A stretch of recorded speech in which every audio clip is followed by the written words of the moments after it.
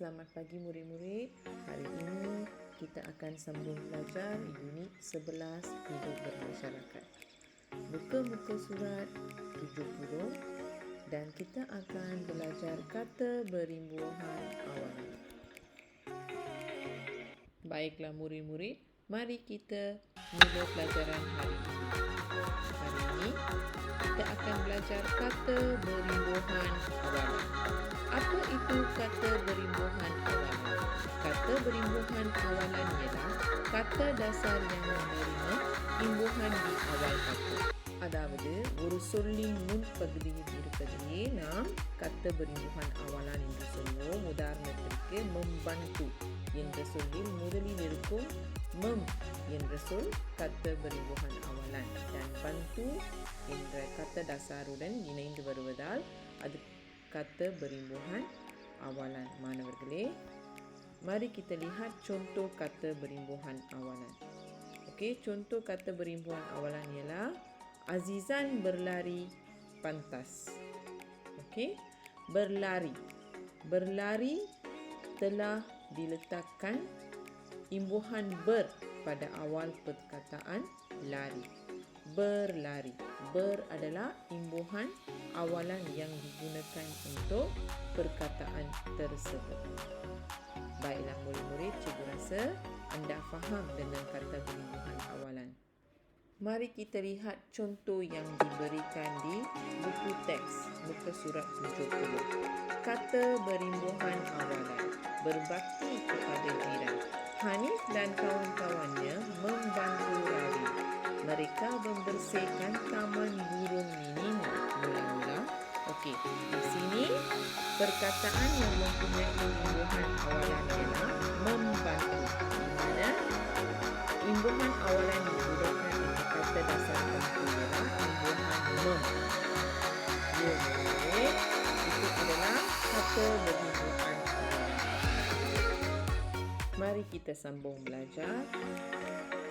Hanif dan kawan-kawannya berkumpul di Taman Burung Ravi.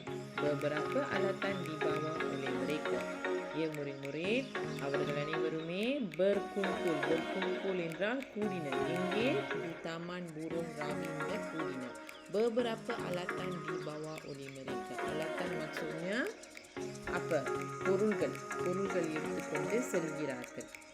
Di sini kalau anda lihat, ber merupakan imbuhan awalan yang digunakan untuk berkumpul dan di merupakan imbuhan awalan yang digunakan untuk perkataan dasar bantu.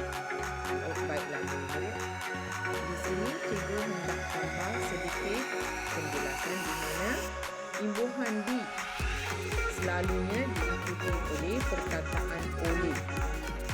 Dibawa oleh mereka. Kalau kita gunakan imbuhan awalan di bagi perkataan, ia akan diikuti oleh perkataan oleh. Baiklah murid, kita sambung belajar. Sebelum hos diambil oleh Hanif di tepi taman burung itu, baldi air itu oleh Rawi. Jawapan yang sesuai adalah dibawa.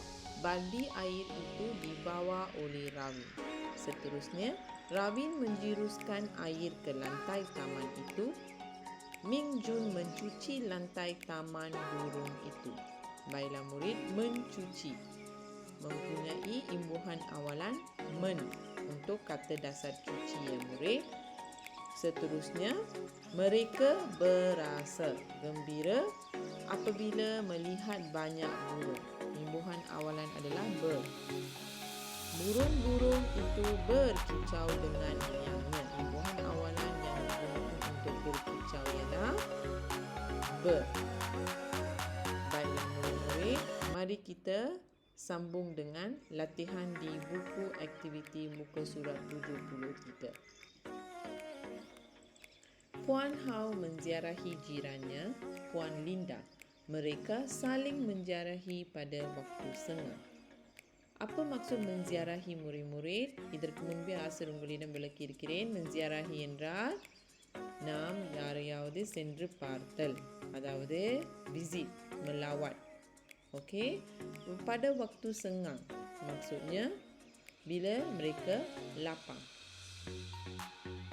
Puan Hao membawa.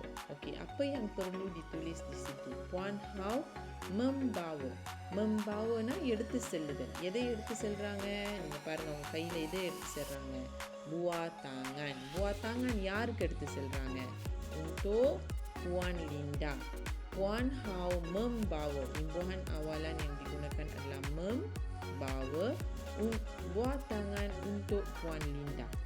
Seterusnya, menerima. Kamu boleh lihat Puan Hao memberikan buah tangan kepada Puan Linda dan Puan Linda pula menerima apa? Buah tangan dengan macam mana muka beliau? Beliau berasa gembira kan? Jadi kita tulis Puan Linda menerima buah tangan dengan gembira. Baiklah murid-murid, fahamkan Puan Linda menerima buah tangan dengan gembira. Seterusnya, kita lihat gambar ketiga. Puan Linda sedang buat apa? Sedang berbual. Puan Linda dan Puan Hao berbual dengan mesra. Mereka berbual dengan mesra. Seterusnya, selepas berbual sekian lama, mereka akan balik. Siapa akan balik ke rumah? Puan Hao. Kerana Puan Hao yang datang menziarahi Puan Linda. Puan Hao pula pulang ke rumah. Bagaimana beliau pulang ke rumah? Berjalan. Jadi Puan Hao berjalan pulang ke rumah. Seterusnya, beliau. Ayat baru ya. Gambar ini ada 2 ayat. Ayat pertama adalah Puan Hao berjalan pulang ke rumah. Seterusnya, beliau. Beliau menjinjing. Kamu boleh lihat beliau menjinjing. Apa? Kuih muih yang diberi oleh Puan Linda. Kuih muih yang diberikan oleh Puan Linda, beliau menjinjing kuih muih itu dan pulang ke rumah. Jadi ayat pertama adalah Puan Hao berjalan pulang ke rumah. Beliau menjinjing kuih muih yang diberi oleh Puan Linda. Jadi gambar keempat ada 2 ayat. Cikgu rasa murid-murid faham dengan apa yang cikgu ajar tadi. Jadi, tulis semua ayat dengan tulisan yang cantik. Baiklah murid, siapkan kerja anda dan hantar pada cikgu. Sekian sahaja untuk hari ini. Kita jumpa lagi.